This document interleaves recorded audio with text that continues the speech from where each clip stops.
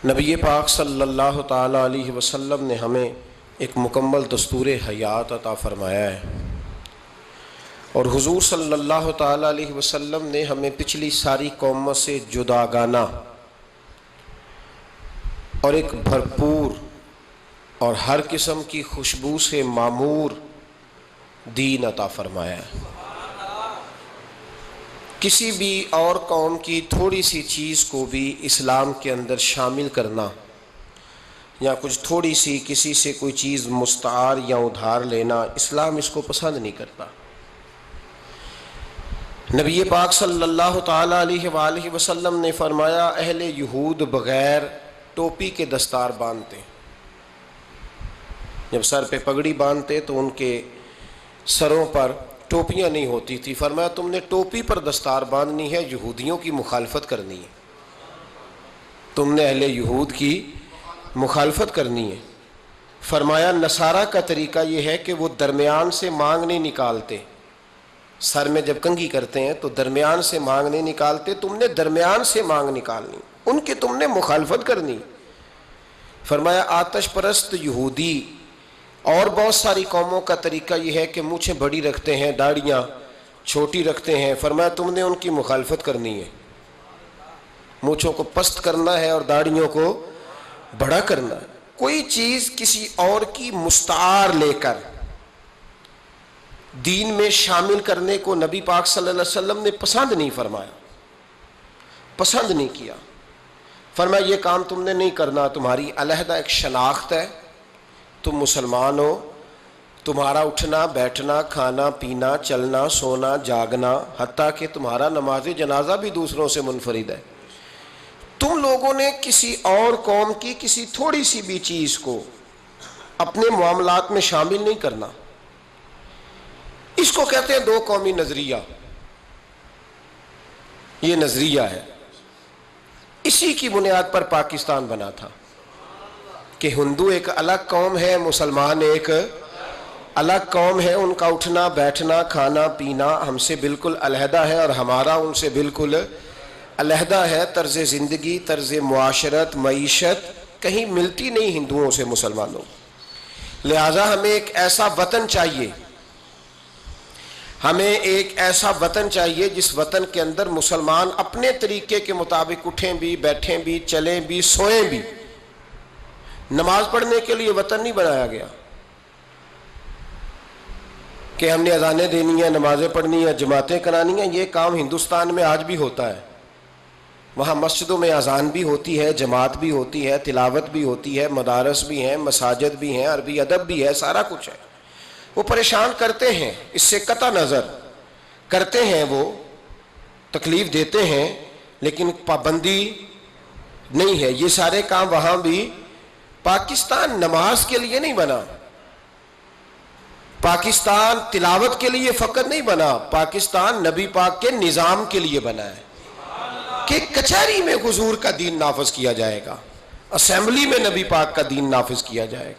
حضرت عمر فاروق رضی اللہ تعالیٰ عنہ کے طریقوں کے مطابق حکمران اس ملک کو چلائیں گے، اس لیے پاکستان بنایا گیا تھا۔ اب تو کوئی یہ نعرہ نہیں نہ لگاتا، کوئی جماعت بھی یہ نعرہ نہیں لگاتی جتنی سیاسی جماعتیں ہیں۔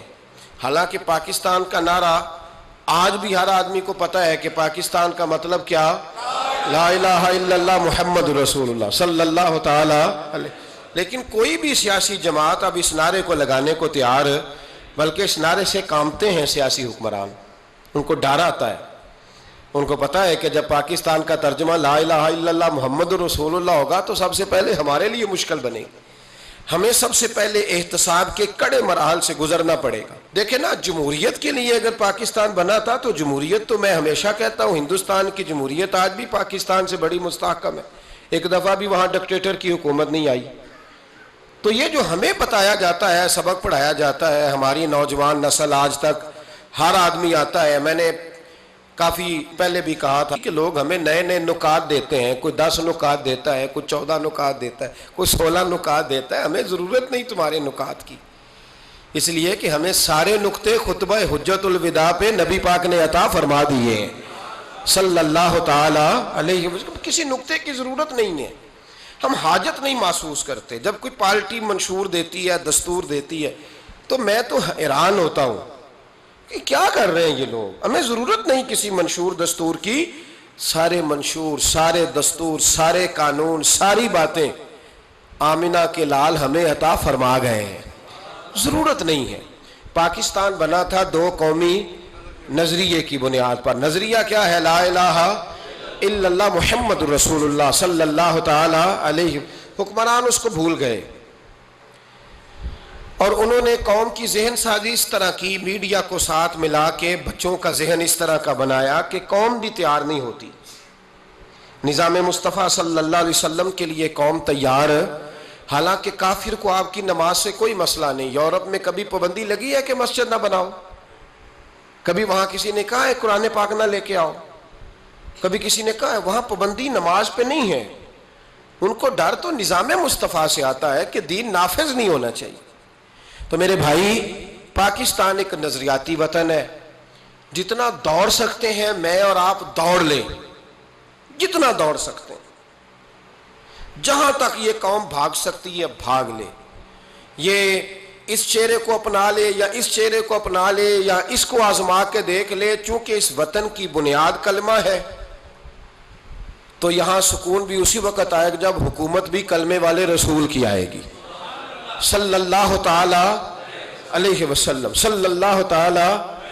اور اسلام ہر جگہ یہ بتاتا ہے کہ ملک کس کے ہیں؟ اللہ کے. تو نظام کس کا ہونا چاہیے؟ اللہ کا، اللہ کے دین کا. دنیا کی سب سے بڑی ہجرت ہوئی تھی جب پاکستان بنا تھا. دنیا کی سب سے بڑی ہجرت. 10,000 عورتوں کی عزتیں لوٹی گئیں جب یہ وطن بنا. لاکھوں لوگوں نے جانوں کی قربانیاں دیں. ابھی 15-20 سال پہلے ہندوستان کا پنجاب کا جو علاقہ ہے اس کو کھولا گیا تو ایک کنویں سے ابھی بھی ہڈیاں ملی ہیں جو سکھوں نے کاٹ کر مسلمان کنواں ہی پورا بھر دیا تھا. اس تکلیف کے ساتھ وطن بنا. کس لیے؟ جمہوریت کے لیے، حکمرانوں کے للے تللے کے لیے، ان کی بڑی کاروں جیپوں اور مرسڈیز کے لیے.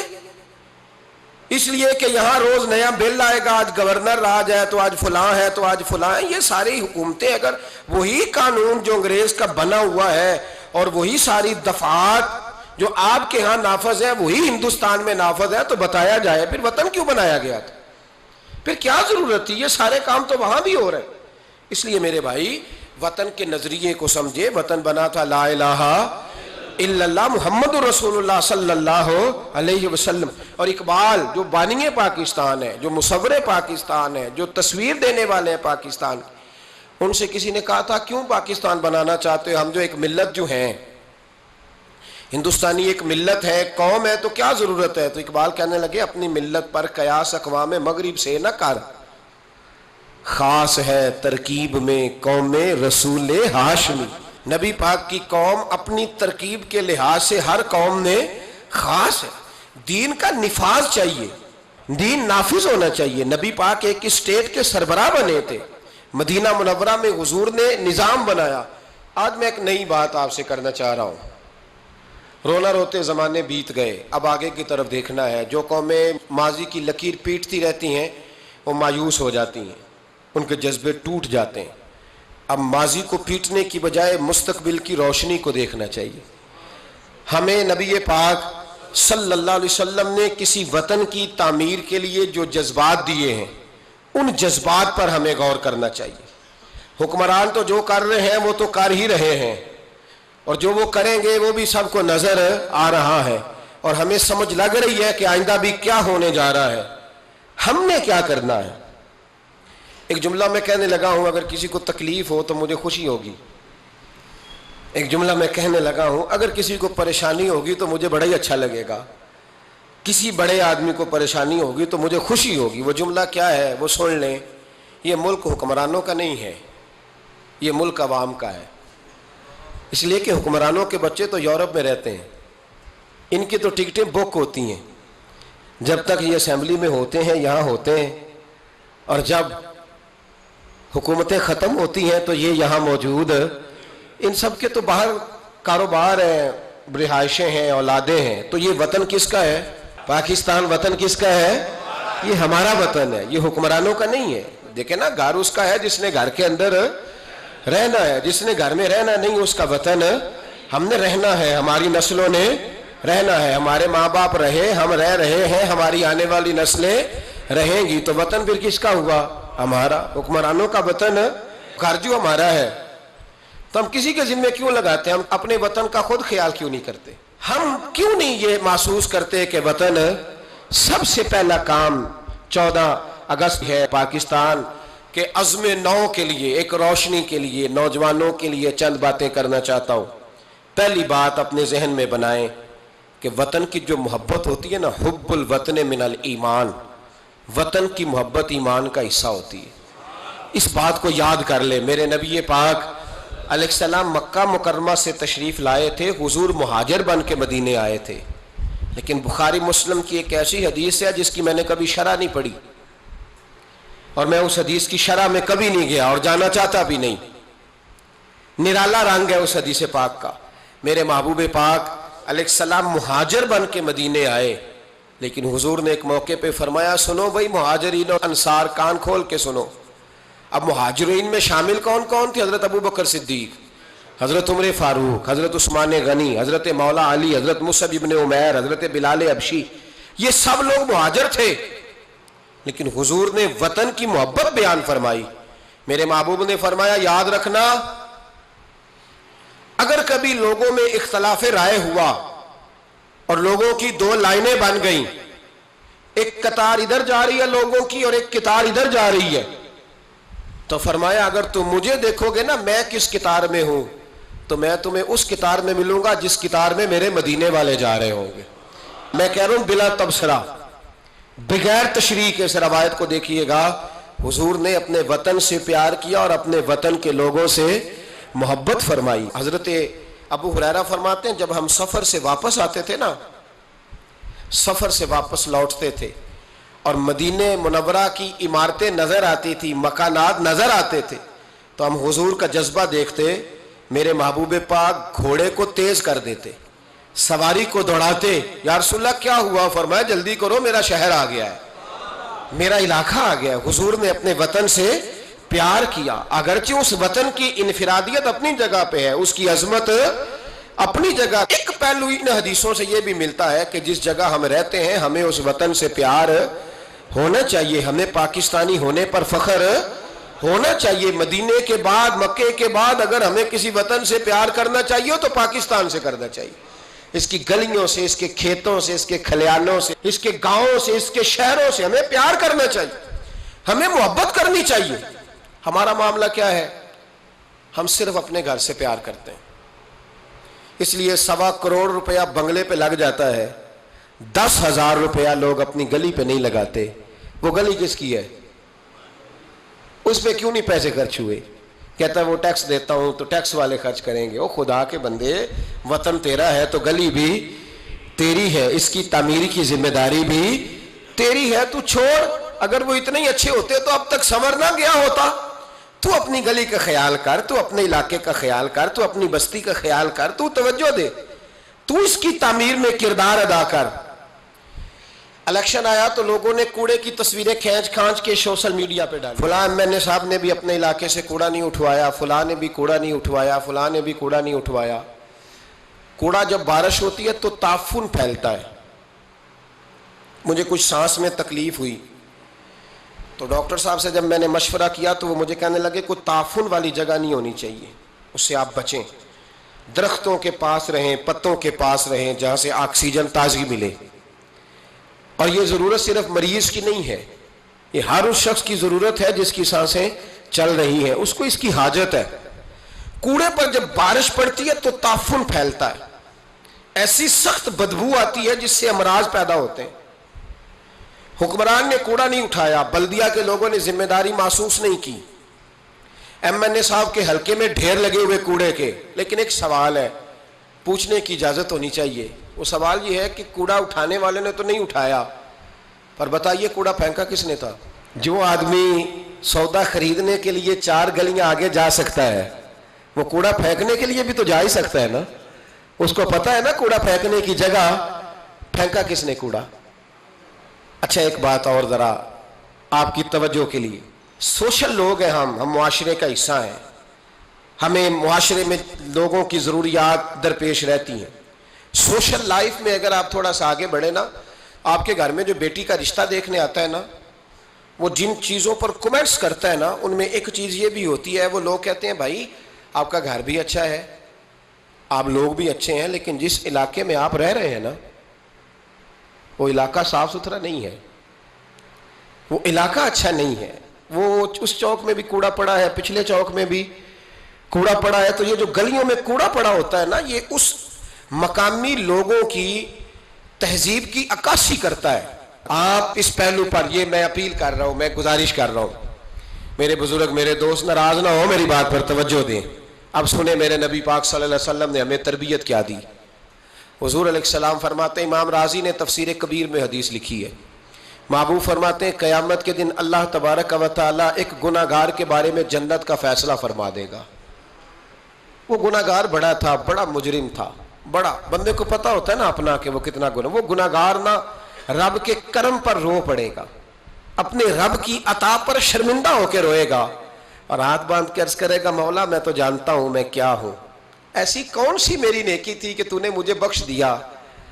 وہ خود شرمندہ ہو کے تڑپ کے بولتا ہے، تڑپ کے، میری اجرت میری محنت سے زیادہ کیوں ہے، میرے محسن تیرے احسان سے ڈر لگتا ہے۔ تو وہ خود بول پڑا، کہنے لگا مولا مہربانی فرما مجھے بتا یہ میرے اوپر کرم کیسے ہوا، میں تو اس قابل نہیں تھا۔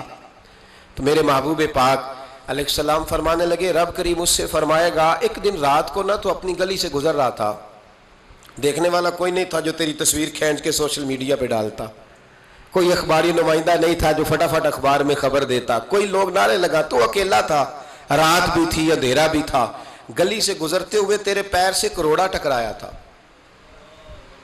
رات تھی، کوئی دیکھنے والا نہیں، تعریف کرنے والا نہیں، تو نے وہ روڑا اٹھا کے پھینک دیا تھا، کیوں پھینکا تھا؟ تو نیکی چونکہ اس کی نظر میں معمولی تھی تو وہ بھول چکا تھا، کہے گا یا اللہ وہ والا روڑا، وہ ایک روڑا مالک کریم، وہ تو میں نے اس لیے اٹھایا تھا کہ میرے محلے میں بوڑھے بھی رہتے ہیں، بیمار بھی رہتے ہیں، بچے بھی رہتے ہیں، کمزور بھی رہتے ہیں، اس لیے اٹھایا تھا کسی کو ٹھوکر نہ لگ جائے۔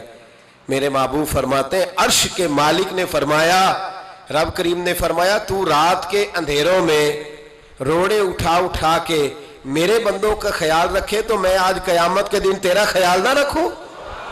فرمایا اس ایک روڑے کے اٹھانے کی برکت سے میں نے تیرے لیے جنت کا فیصلہ فرما دیا ہے۔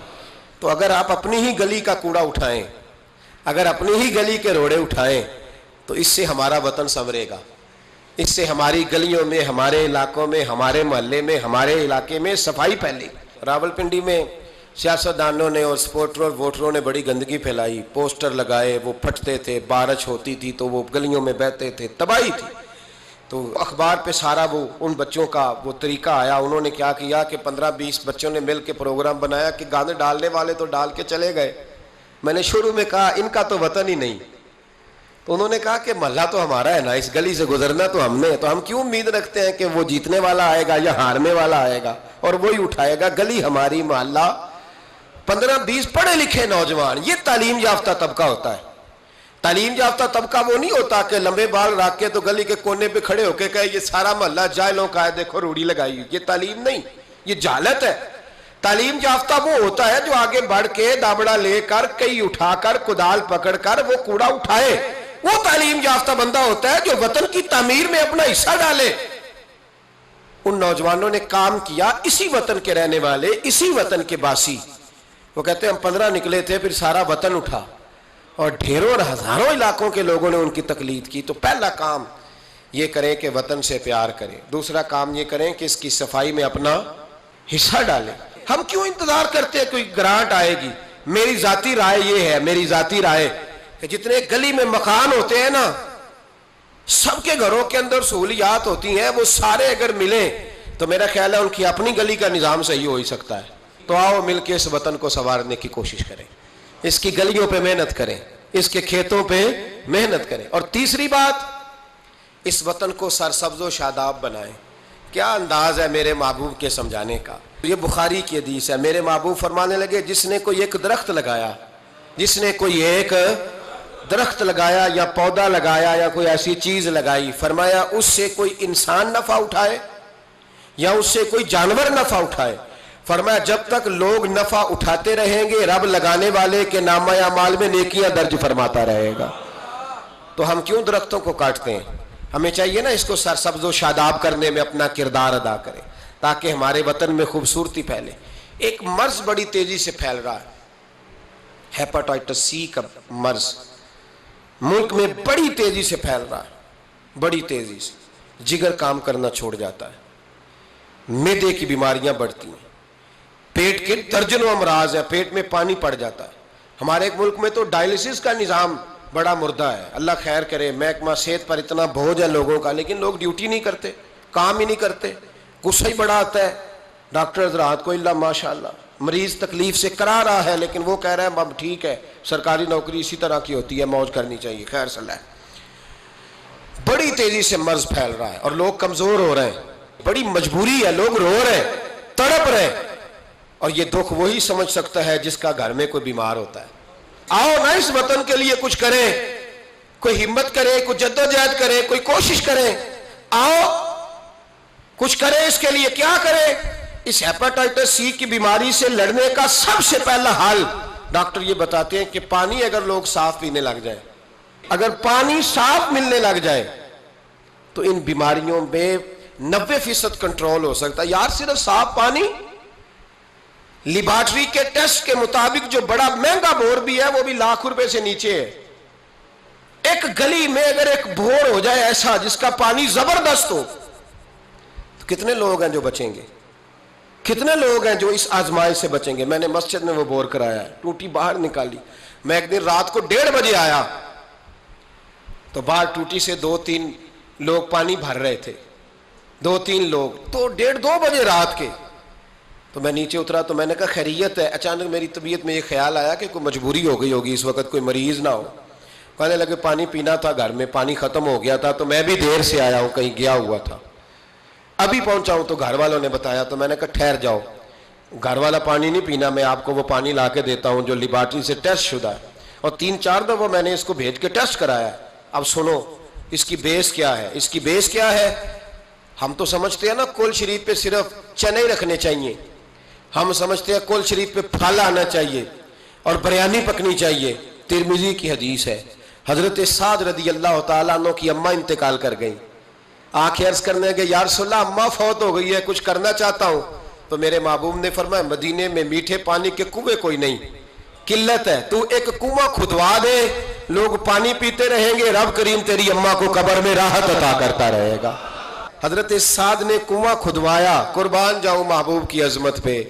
میرے رسول پاک نے آج ہمیں صاف پانی پینا مہیا کرنے کے لیے کل 1450 سال پہلے نصیحت کر دی، فرمایا یہ کنواں سعد نے اپنی ماں کے لیے کھدوایا ہے، اس کا نام ہے سعد کی ماں کا کنواں، بیر ام سعد حضور نے اس کا نام رکھا۔ کتنا کو خرچ آئے گا اگر گلی والے سارے مل کے ایک صاف پانی کا بندوبست کریں، اپنے دوستوں کو، گلی والوں کو، محلے والوں کو اس وطن کی تعمیر میں اپنا کردار ادا کریں۔ اب کیوں توقع رکھتے ہیں صاحب کے چیئرمین صاحب ہی آ کے کریں گے؟ وہ تو ملے نہیں کبھی، جن کی ڈیوٹی تھی گلی گلی گھومنے کی وہ تو کبھی آئے نہیں۔ یہ آپ کے چیئرمین، آپ کے ایم این اے، آپ کے ایم پی اے، یہ اتنی بلندی عظمت کردار نہیں رکھتے کہ یہ آئیں گے، ان کے پاس کہاں وقت ہے گلیوں میں گھومنے کا؟ اصل لوگ تو وہ تھے کہ 24 لاکھ مربع میل کے حکمران جناب عمر فاروق، لیکن چہرے پہ کپڑا ڈال کے ساری رات مدینے کی گلیوں میں گھومتے تھے، ہر دروازے کا خیال رکھتے تھے، پر کیا کریں، کس کو سمجھائیں؟ لوگ اپنی مرضی کرتے ہیں۔ آج میں عزم نو کی بات کر رہا ہوں، میں پاکستان کی تعمیر کی بات کر رہا ہوں۔ پہلی بات یہ کہ اس سے پیار کریں، دوسری بات یہ اس کی صفائی کریں، تیسری بات یہ یہاں درخت لگائیں، شجرکاری کریں، اس کو سرسبز کریں، چوتھی بات یہ کہ دیکھیں ہم کتنا کردار ادا کر سکتے ہیں، کسی کو کم از کم صاف پانی مہیا کر دیں۔ دیکھیں نا میرے نبی پاک علیہ الصلوۃ والسلام نے اعلان فرمایا، ایک یہودی کا قبضہ تھا میٹھے پانی کے کنویں پر، تو رسول پاک علیہ الصلوۃ والسلام نے فرمایا یہودی کا قبضہ ہے، مسلمانوں کو پینے کے لیے پانی نہیں دیتا۔ کیا خوبصورت اعلان ہے، پانی نماز کی بات نہیں ہو رہی، روزے کی بات نہیں ہو رہی، حج کی بات نہیں ہو رہی، پانی کی بات ہو رہی، پینے کے پانی کی۔ کتنا بڑا اعلان ہے، لوگوں نے دین کو محدود کر دیا ہے کہ مسجد کے اندر آ کے نماز پڑھنا ہی خالی مذہب ہے، روزہ رکھنا ہی خالی مذہب ہے۔ میرے محبوب پاک علیہ السلام نے کیا ارشاد فرمایا؟ حضور نے فرمایا یہودی کا قبضہ ہے، لوگوں کو پینے کے لیے صاف پانی نہیں دیتا، میٹھا پانی نہیں دیتا۔ منبر پر مسجد نبی پر اعلان کر رہا ہوں، حضور فرمانے لگے جو اس سے کنواں خرید کر وقف کرے گا یہ میرے ہاتھ میں جنت کی ٹکٹ ہے۔ حضور فرمانے لگے مصطفیٰ کا وعدہ ہے پانی کے لیے، یعنی پینے کا پانی، یعنی لوگوں کے حلق سے پانی اترے۔ جاگو جاگو، وطن کے لیے کرو، محنت کرو، آگے بڑھو۔ میرے رسول پاک علیہ السلام نے فرمایا جو میرے مدینے والوں کے لیے پانی کا کنواں وقف کرے گا میں جنت دیتا ہوں۔ حضرت سیدنا عثمان غنی پہنچ گئے، اس کے پاس پہنچے، 6,000 یا 7,000 دینار کا کنواں تھا۔ اس نے کہا میں ایک دن کے لیے دوں گا، صرف ایک دن میری باری، ایک دن 6-7 ہزار دینار مانگے، حالانکہ کنواں 6-7 ہزار دینار کا کل تھا۔ مسجد کے لیے زمین کی بات نہیں ہو رہی، مدرسے کے لیے زمین کی بات نہیں ہو رہی، کنویں کے لیے پینے کا پانی لوگوں کو مہیا کرنا ہے، عام عوام کو۔ اور اس وقت صرف بات بھی مسلمانوں کی نہیں، یہودی بھی پیئیں گے، دیگر لوگ بھی پانی پیئیں گے۔ میرے نبی پاک علیہ السلام کے غلام نے کہا کنواں دے دے۔ کل کنواں سارا 6-7 ہزار دینار کا تھا۔ کہنے لگا میں نے نہیں دینا۔ جناب عثمان بیٹھ گئے، فرمایا تو بات کر کتنے کا دے گا؟ اس کے منہ سے نکل گیا 40,000 دینار۔ 40,000 دینار۔ مسجد کی زمین نہیں خریدی جا رہی، ادارے نہیں بن رہے، اگرچہ یہ اصل ہے دین کی، خریدنی چاہیے۔ پانی کا کنواں، وطن کی تعمیر۔ جناب عثمان غنی رضی اللہ تعالیٰ عنہ فرمانے لگے تو نے اپنی اوقات کے مطابق پیسے مانگے، ورنہ میں تو 60,000 دینار لے کے آیا تھا، تیری اوقات اتنی تھی، تو یہودی ہے نا، تمہاری اوقات اتنی ہے، انہیں اوقات کے مطابق مانگے، میں 60,000۔ اس نے کہا عثمان سمجھ نہیں آئی، ساری زندگی تجارت کرتے رہے ہو، 40,000 دینار کنویں کے لیے؟ آپ فرمانے لگے تو بے ایمان ہے، تجھے کیا سمجھ آئے گی؟ اگر کسی کو 40,000 کے جنت کی ٹکٹ ملے، اور ملے بھی نبی پاک کے دستے مبارک سے، فرمایا یہ ہے ارض جنت، یہ طیبہ کی زمین ہے، جنت بھی یہی، مالک جنت بھی یہی ہے۔ آؤ پاکستان کی تعمیر کریں، آؤ اس کی گلیوں سے کوڑا اٹھائیں، اس سے پیار کریں، اس سے محبت کریں، یہاں درخت لگائیں، یہاں صاف پانی پینے کے لیے بندوبست کریں۔ اور میرے بھائی، میرا بچہ اگر تعلیم نہیں حاصل کرتا تو ساری انویسٹمنٹ اپنے بچے پر کرنے کی کیا ضرورت ہے؟ آگے بڑھو نا۔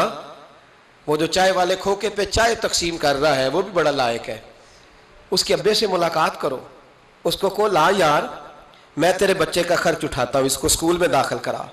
ایک انجینئر ملے گا ملک کو، وہ جو گرمیوں کے موسم میں نا ٹھنڈے پانی کا کولر لے کے بس کے پیچھے بھاگتا ہے نا، اور آواز دیتا ہے ایک گلاس پانی کا لے لو، ایک گلاس۔ وہ بڑا ذہین بچہ ہوتا ہے، بڑا ذہین ہوتا ہے، اس کی ماں کو بھی بڑا چاؤ ہوتا ہے یہ افسر بن جائے، اس کے پاس پیسے نہیں ہوتے، وہ غریب کا بچہ ہے۔ اس کو بلاؤ نا، اس کو کہو بیٹے آ۔ کبھی کبھی کسی چوک میں کسی ٹھیلے والی دکان پہ بریک لگتی ہے نا گاڑی کے، تو چھوٹے چھوٹے بچے دوڑ کے آتے ہیں، کہتے ہیں ہماری دکان سے سودا خریدو۔ ان میں بڑا ٹیلنٹ ہوتا ہے، بڑے ذہین ہوتے ہیں، لیکن نہ یہ امیر کے بچے ہوتے ہیں، نہ پیر کے ہوتے ہیں، نہ وزیر کے ہوتے ہیں، ان پر کوئی انویسٹمنٹ نہیں کرتا۔ آؤ آج ارادہ کریں کہ ہم، ضروری تو نہیں کہ میرا بچہ ہی پڑھے، اگر میرا نہیں پڑھتا تو میں کسی کے بچے کو کتابیں خرید کے دے دوں، میں کسی کے بچے پر تھوڑی محنت کروں۔ آؤ میں تمہیں پھر لے چلوں مدینے کی گلی میں، میرے مصطفیٰ کریم صلی اللہ تعالی۔ حضور گزر رہے، دن تھا عید کا، عید کے دن حضور گزر رہے تھے، اور نبی پاک نے گود میں امام حسن حسین کو بٹھایا ہے، گھوڑے پہ حضور جا رہے ہیں، رستے میں ایک بچے کو روتے ہوئے دیکھ لیا، میرے محبوب نے گھوڑا روکا، 10,000 سے آبا عیدگاہ میں عید کی نماز کے لیے منتظر تھے، حضور نیچے اترے، بیٹے روتے کیوں ہو؟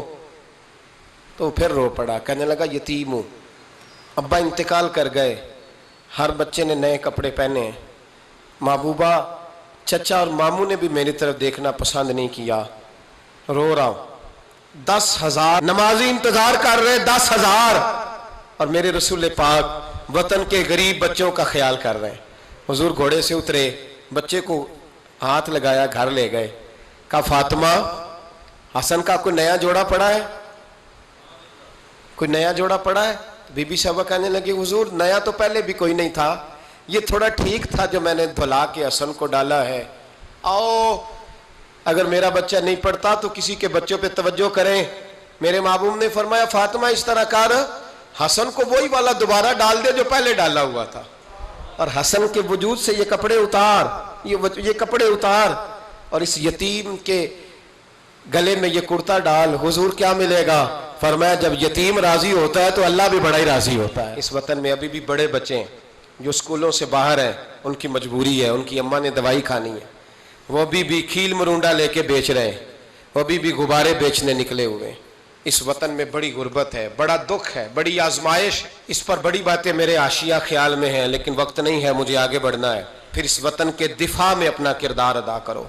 एक मौलवी साहब बेचारे सीट नहीं जीत सके तो उन्होंने कहा हम 14 अगस्त ही नहीं मनाएंगे।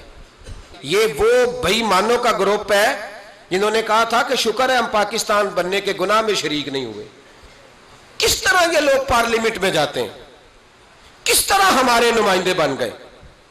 ये वो लोग हैं जिन्होंने कहा था शुक्र है हम पाकिस्तान बनने के गुनाह में शरीक है, और ख्वाजा कमरुद्दीन सियालवी को खत लिखा था कायदे आजम ने, अमीर मिल्लत पीर जमात अली शाह साहब को खत लिखा था कायदे आजम ने कि अगर अहले सुन्नत के पीर मदद ना करते तो पाकिस्तान बन ही नहीं सकता था। अभी भी तुम्हें होश नहीं आई, अभी भी तुम्हें नहीं पता कि पाकिस्तान के दोस्त कौन और दुश्मन है। 14 अगस्त नहीं मनाएंगे, तुम इस काबिल ही नहीं हो कि तुम मना सको। तुम्हारे तो यराने अभी भी बाहर है, इनका ये वतन नहीं है। ये कहते हैं अगर इस वतन में हमें कुर्सियां दोगे तो हम वतन के दोस्त हैं, वरना हम वतन के दोस्त। अल्लाह की इज्जत की कसम, हमारे मशाइख ने कभी कुर्सी नहीं मांगी, लेकिन इस वतन में जितना किरदार अहले सुन्नत के बुजुर्गों ने अदा किया है कोई दूसरा कर ही नहीं सकता। वो कहते हैं 14 अगस्त नहीं मनाएंगे, तू मना भी नहीं सकता और तुझे मनानी चाहिए भी, इसलिए कि तुम्हारा इस वतन से कोई ताल्लुक। ये अमीर मिल्लत पीर जमात अली शाह साहब का वतन है, ये मुहद्दिस आजम पाकिस्तान मौलाना सरदार अहमद का वतन है, ये ख्वाजा कमरुद्दीन सियालवी का वतन है। तुम्हारा वतन है, तुम वहीं चले जाओ जहां से तुम आए हो, वहीं तुम अच्छे लगते हो। तो मेरे भाई वतन की दिफा, वतन की हिफाजत, नौजवान जरूर इस बात पर तवज्जो करें। हजरत अनस बिन मालिक रदी अल्लाह तआला अन्हु फरमाते हैं मदीने के कोने से ना अचानक रात को जोर जोर से चिल्लाने की आवाज आने लगी। जब रात को कोई ऐसा धमाका होता है ना तो लोग एक दूसरे को जगाते हैं। कहते लोगों ने एक दूसरे को जगाया, अब नौजवान इकट्ठे हो गए, बुजुर्ग भी, के वहां से शोर की आवाज आती है, कुछ चीख रहा, नेज़े, तलवारें और बर्छियां, हर चीज लोग संभाल के असला तैयार करके प्रोग्राम बनाने लगे कि नौजवान आगे जाके देखते, बुजुर्ग पीछे रहते हैं, देखते हैं वहां क्या है, मदीने की हिफाजत करते हैं, कौन आ गया, क्या मसला है। कहते हम अभी प्रोग्राम बना ही रहे थे, आगे बढ़ने ही लगे थे कि हमने देखा, अचानक हमारी नजरें उठी, हम हैरान हो गए कि जिस तरफ हम जाना चाह रहे थे नबी पाक उधर से होके वापस आ रहे, और अकेले नबी पाक, हाथ में नेजा है। हम अभी जाना चाह रहे थे और हुजूर होके वापस आ रहे, और हुजूर फरमाने लगे चुप करके सो जाओ, कुछ भी नहीं, जानवर लड़ पड़े थे आपस में, मैं देख आया हूं, कुछ भी नहीं है। हजरत अनस बिन मालिक फरमाते हम गौर से हुजूर का चेहरा देखने लगे, और फिर हमें समझ आई कि मुस्तफ़ा को इस वतन की हिफाजत का कितना ख्याल है।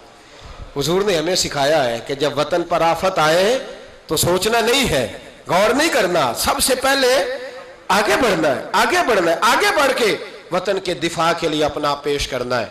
पाकिस्तान से प्यार करें, पाकिस्तान का कूड़ा उठाएं, पाकिस्तान की मिट्टी से प्यार करें, पाकिस्तान में दरख्त लगाएं, पाकिस्तान में गरीबों की मदद करें। जो बच्चा मोहल्ले का गरीब स्कूल नहीं जाता, मोहल्लेदार मिल के हिफाजत करें उस बच्चे की, उस बच्चे को स्कूल में दाखिल कराएं, बच्चों के अच्छे मुस्तकबिल के लिए जद्दोजहद करें, साफ पीने का पानी मुहैया करें। हमारा वतन है, हमें इसको आगे लेके चलना है। 14 अगस्त पे ये पैगाम है, ये मैसेज है कि थोड़ा थोड़ा करके इस वतन की तामीर में अपना किरदार अदा करें, इसकी गलियों को सजाएं संवारें, कभी सड़क पर रैपर ना फेंकें, कभी शापर ना गिराएं, कभी किसी गंदगी से इस वतन को आलूदा ना करें। मेरे अरब को आई ठंडी हवा जहां से, मेरा वही वतन है, मेरा वही وطن ہے. اقبال کہا کرتے تھے کہ حضور کو یہاں سے ٹھنڈی ہوائیں آئی ہیں, اس وطن کے لیے اپنا کردار ادا کریں. دیکھیں آپ اور میں کیا کر سکتے ہیں, وہ سارا کچھ کریں. میری گزارش ہے کہ کم از کم 5 بچے پڑھانے کا عہد کرے ایک بندہ, ان کا آپ تعلیمی خرچ اٹھا سکیں, تب کتابیں لے کے دے سکیں, تب کوشش کریں کہ 5 بچے کم از کم. ہو سکتا ہے ایسا؟ اگر ہر پاکستانی 5 بچے پڑھانے کا ارادہ کر لینا تو لاکھوں بچے اسکولوں میں دوبارہ سے چلے جائیں گے. لاکھوں بچے. تھوڑا تھوڑا خیال کرے. اور اگر کوئی وہ کام کرے جو امام اعظم کرتے تھے, غریب کے بچے کو لے آتے تھے اور فرماتے تھے میں تیرے گھر کا خرچہ دوں گا, تو تعلیم حاصل کر. اسی کو وظائف کہا جاتا ہے. یہ کام کریں. میری دعا ہے یہ وطن قیامت کی صبح تک قائم رہے اور اس وطن سے روشنیاں پھوٹتی رہیں. یہ امت مسلمہ کی قیادت کرے. آخر دعوانا ان الحمدللہ رب العالمین.